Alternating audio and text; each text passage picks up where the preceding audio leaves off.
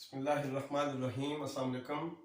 आज के इस लेक्चर में मैं चैप्टर नंबर 10 स्टार्ट कर रहा हूँ एफएससी पार्ट 1 के मैथ्स का। बहुत इंपॉर्टेंट चैप्टर है जिसका नाम है जी ट्रिग्नोमेट्रिक आइडेंटिटीज़। तो इस चैप्टर में ट्रिग्नोमेट्रिक आइडेंटिटीज़ इसका नाम है। इसमें हमने काफ़ी सारी ट्रिग्नोमेट्रिक आइडेंटिटीज़ पढ़नी है और आपको फार्मूले याद करने पड़ेंगे काफ़ी सारे, ठीक है ना। तो सबसे पहला जो इसका टॉपिक है वह जी फंडामेंटल ऑफ ट्रिग्नोमेट्री। तो फंडामेंटल ऑफ ट्रिग्नोमेट्री स्टेट करने से पहले मैं आपको एक इंपॉर्टेंट फार्मूला बताना चाहता हूँ, डिस्टेंस फार्मूला। कि डिस्टेंस फार्मूला क्या चीज़ है। डिस्टेंस फार्मूला कि जब भी प्लेन के अंदर हमारे पास दो पॉइंट्स मौजूद हों तो हमने उन दोनों पॉइंट्स के दरमियान डिस्टेंस किस तरह फाइंड करना, ठीक है। सपोज करें कि ए हमारे पास पॉइंट है जी x1 y1 और बी पॉइंट है जी x2 y2। तो इनके दरमियान जो डिस्टेंस होगा ए बी डिस्टेंस, उसके लिए ये फार्मूला यूज होगा x2 माइनस x1 का स्क्वायर, यानी कि x कोऑर्डिनेट में से x कोऑर्डिनेट माइनस करके स्क्वायर लेंगे, फिर प्लस y2 माइनस y1 का स्क्वायर और इस सारे का स्क्वायर रूट, ठीक है। x कोऑर्डिनेट में से x कोऑर्डिनेट माइनस करके स्क्वायर, y कोऑर्डिनेट में से y कोऑर्डिनेट माइनस करके स्क्वायर और स्क्वायर रूट। ये फार्मूला है जो प्लेन के अंदर मौजूद दो पॉइंट्स के दरमियान डिस्टेंस फाइंड करने के लिए यूज होता है, ठीक है। ये यहाँ पे बताने का मकसद क्या था, क्योंकि फंडामेंटल ऑफ ट्रिग्नोमेट्री के प्रूफ में जब हमने इसको प्रूव करना है तो इसमें ये डिस्टेंस फार्मूला जो यूज होना है, ठीक हो गया जी। अभी हम शुरू करते हैं फंडामेंटल ऑफ ट्रिग्नोमेट्री का प्रूफ। लेकिन प्रूव करने से पहले मैं इसको पहले स्टेट तो करूं कि इसकी स्टेटमेंट क्या है फंडामेंटल लॉ ऑफ ट्रिग्नोमेट्री की। For any two angles alpha and beta, आप रियल नंबर्स भी कह सकते हैं, ठीक है ना। ये स्टेटमेंट मैं करने लगा हूं फंडामेंटल ऑफ ट्रिग्नोमेट्री की। For any two angles alpha and beta, cos of alpha minus beta is equal to cos alpha cos beta plus sin alpha sin beta। ये फार्मूला जो है इसको हम फंडामेंटल ऑफ ट्रिग्नोमेट्री कहते हैं। अभी हम इसको प्रूव करेंगे।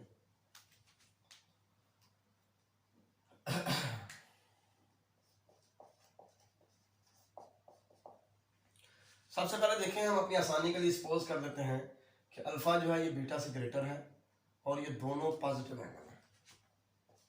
For our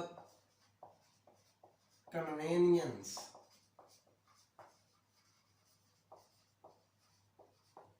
suppose that alpha is greater than beta and both are positive, ठीक है जी। ये हमने सपोज कर दिया। Consider a unit circle, consider a unit circle with center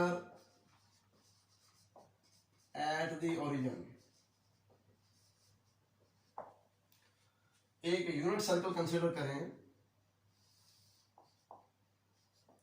जिसका सेंटर ओरिजिन पे है।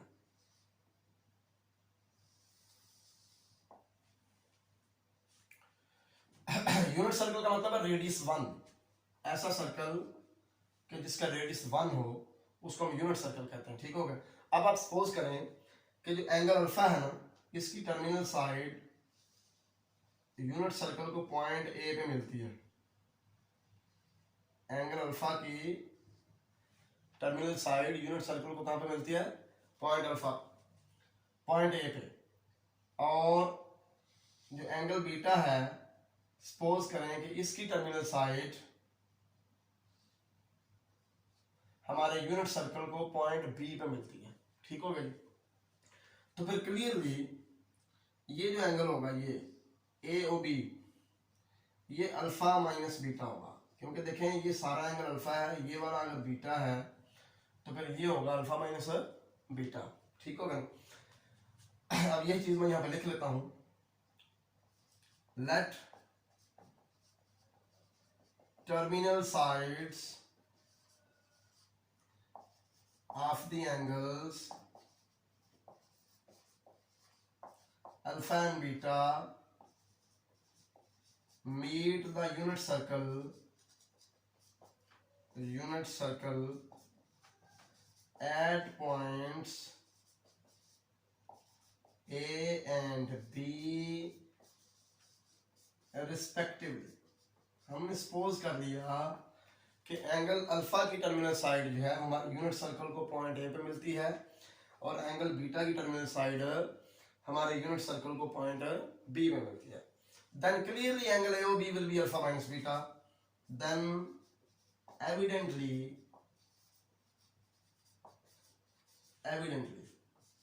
Angle AOB will be alpha minus beta. अब ये जो दो एंगल है ना अल्फा और बीटा, ये दोनों स्टैंडर्ड पोजीशन में है, क्योंकि एंगल स्टैंडर्ड पोजीशन में तब होता है जब वर्टेक्स ओरिजिन पे हो और initial side along positive x axis हो, ठीक हो गया ना। तो इसका वर्टेक्स अल्फा एंगल का वर्टेक्स भी ओरिजिन पे है और initial side along positive x axis है, बीटा एंगल का वर्टेक्स भी ओरिजिन पे है और initial side along positive x axis है। इसलिए अल्फा और बीटा दोनों जो हैं ये हमारे हो गए जी एंगल इन स्टैंडर्ड पोजीशन। मैं चाहता हूं कि अल्फा माइनस बीटा भी स्टैंडर्ड पोजीशन में आ जाए, ठीक है ना। तो उसके लिए हम सपोज करते हैं कि पॉइंट सी ऐसा है यूनिट सर्कल के ऊपर कि ये जो एंगल XOC बनता है ना XOC, ये एंगल अल्फा माइनस बीटा है, यानी कि जितना एंगल ये है उतना एंगल ये है। और सपोज करेंगे यूनिट सर्कल जो है ना ये एक्स एक्सिस को पॉजिटिव एक्स एक्सिस को पॉइंट डी पे मिलता है, ठीक होगा जी। तो एंगल AOB हो गया alpha minus beta. Take a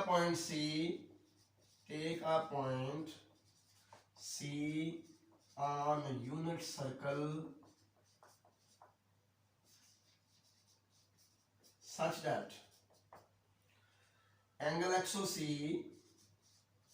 is equal to angle AOB is equal to alpha minus beta. Point C हमने इस तरह ले लिया कि जितना एंगल ये है उतना ही एंगल ये हो। इसका हमें फायदा क्या हुआ है कि अब अल्फा माइनस बीटा एंगल भी स्टैंडर्ड पोजीशन में आ गया है, इसका वर्टेक्स भी ओरिजिन पे है और इसकी इनिशियल साइड भी अलोंग पॉजिटिव एक्स एक्सिस है। Now all the three angles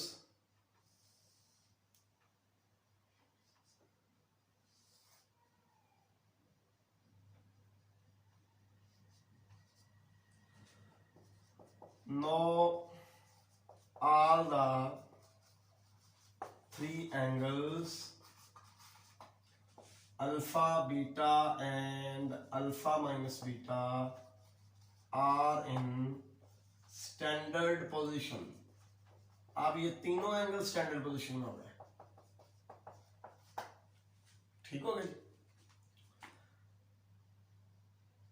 Therefore, क्योंकि ये एंगल अल्फा भी स्टैंडर्ड पोजीशन में, बीटा भी स्टैंडर्ड पोजीशन में और अल्फा माइनस बीटा भी स्टैंडर्ड पोजीशन में आ गया।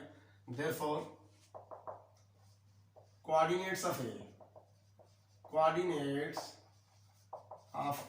are A के कोऑर्डिनेट्स होंगे cos अल्फा sin अल्फा, क्योंकि पॉइंट ए जो है ये अल्फा एंगल की टर्मिनल साइड पे है और OA डिस्टेंस जो है ये 1 है, इसलिए पॉइंट ए के कोऑर्डिनेट्स होंगे cos अल्फा sin अल्फा। इसमें लॉजिक ये है, सपोज करें हमारे पास एक सर्कल है जिसका सेंटर ओरिजिन पे है, ठीक है, और P सर्कल के ऊपर कोई पॉइंट है, ठीक हो गया, जिसके कोऑर्डिनेट सपोज करें x और y हैं। अब फर्ज करें कि OP लाइन जो है ये थीटा एंगल बनाती है x एक्सिस के साथ और हम चाहते हैं कि इन टर्म्स ऑफ थीटा हम ये जो दोनों कोऑर्डिनेट्स हैं P के इनकी वैल्यू फाइंड करें।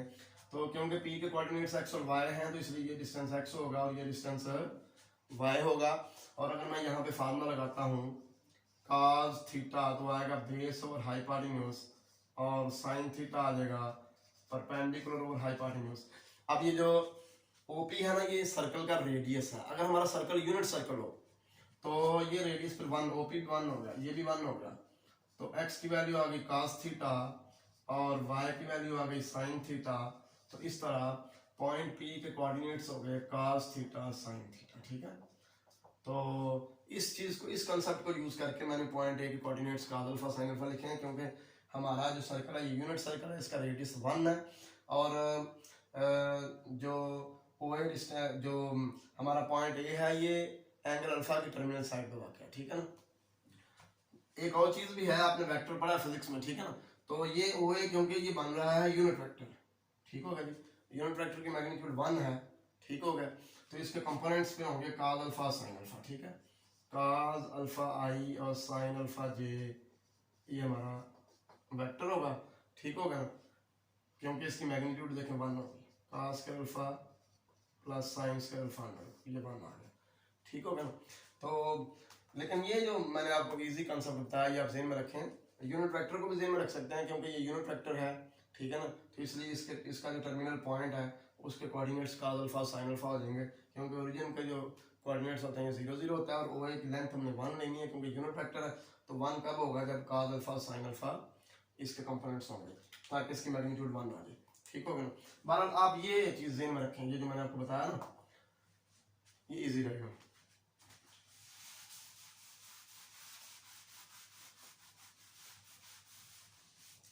अच्छा, इसी तरह coordinates of point B, coordinates of point B, तो उसी चीज को ध्यान में रखते हुए, क्योंकि ओ बी जो है ये टर्मिनल साइड है जी बीटा एंगल की, ठीक है, इसलिए पॉइंट बी के कोऑर्डिनेट्स होंगे cos बीटा और sin बीटा, ठीक हो गया। अब आ जाते हैं पॉइंट सी पे, coordinates of point C, coordinates of point C are. अब देखें ये जो लाइन है ना, ये जो रे है, ये ओ सी, ये अल्फा माइनस बीटा एंगल की टर्मिनल साइड है, ठीक है, इसलिए पॉइंट सी के कोऑर्डिनेट्स होंगे cos of alpha minus beta और sin of alpha minus beta, ठीक हो गया जी। अब पॉइंट डी एक्स एक्सिस के ऊपर है, coordinates of point D, coordinates of D R, D देखें अब ये डी जो है एक्स एक्सिस के ऊपर है, तो ओडी लाइन जो है एक्स एक्सिस के साथ 0 एंगल बनाती है, तो पॉइंट डी के कोऑर्डिनेट्स होंगे cos 0 और sin 0, ठीक हो गया, cos 0 1 होता है और sin 0 0 होता है। अब नेक्स्ट जो चीज आप यूज करेंगे, आपको पता है कि ये ओ ए, ओ बी, ओ सी, ओ डी, ये सारे जो हैं ये रेडियाई हैं सर्कल के, और ये चारों के चारों इक्वल होंगे, और ये एंगल भी अल्फा माइनस बीटा है, ये एंगल भी अल्फा माइनस बीटा है, जिसकी वजह से ये दोनों एंगल सेम होने की वजह से हमारी ये जो लेंथ है ना ए बी लेंथ और ये जो सी डी लेंथ है ये सेम होगी, ठीक हो गया।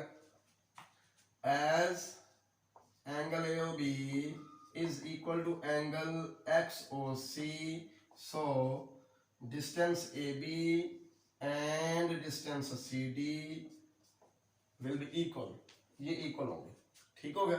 अच्छा, अगर ये बात है तो फिर AB का स्क्वायर और CD का स्क्वायर ये भी इक्वल होंगे, ठीक है। अभी मैंने आपको थोड़ी देर पहले डिस्टेंस फार्मूला बताया था, ये AB और CD हम डिस्टेंस फार्मूला से यूज करेंगे और फाइंड आउट करेंगे, ठीक हो गया।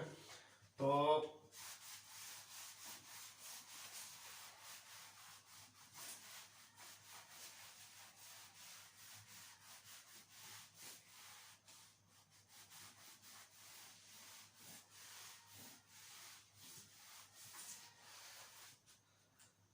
अब ए बी का स्क्वायर क्या होगा, ए के कोऑर्डिनेट्स ये हैं और बी के ये हैं, ए बी डिस्टेंस कैसे फाइंड करेंगे, एक्स कोऑर्डिनेट में से एक्स कोऑर्डिनेट माइनस करेंगे और स्क्वायर ले लेंगे cos alpha minus cos beta का स्क्वायर, उसके बाद जी ये जो हमारे पास वाई कोऑर्डिनेट में से वाई कोऑर्डिनेट माइनस करेंगे तो sin alpha minus sin beta का होल स्क्वायर, ठीक है, और ऊपर आना था स्क्वायर रूट, ये स्क्वायर रूट आना था, लेकिन क्योंकि ए बी का स्क्वायर है इसलिए हम स्क्वायर रूट नहीं लेंगे, ठीक है ना। तो ये हो गया हमारे पास ए बी का स्क्वायर, इसकी वैल्यू, ठीक हो गया। अब equal to C D square है, तो सी डी, सी पॉइंट ये है और डी पॉइंट ये है, तो एक्स कोऑर्डिनेट में से एक्स कोऑर्डिनेट माइनस होगा cos of alpha minus beta minus 1 का स्क्वायर, और वाई कोऑर्डिनेट में से वाई कोऑर्डिनेट माइनस होगा sin of alpha minus beta minus 0 का स्क्वायर, तो माइनस 0 क्या करना है, ये sin of alpha minus beta का स्क्वायर ही आ जाएगा हमारे पास। अब यहाँ पे a माइनस बी का स्क्वायर आप ओपन करें तो क्या आएगा, A square plus B square minus 2ab minus 2ab ये आ जाएगा, और फिर आप ये इस यहाँ पे भी स्क्वायर खोले तो आ जाएगा A square plus B square minus 2ab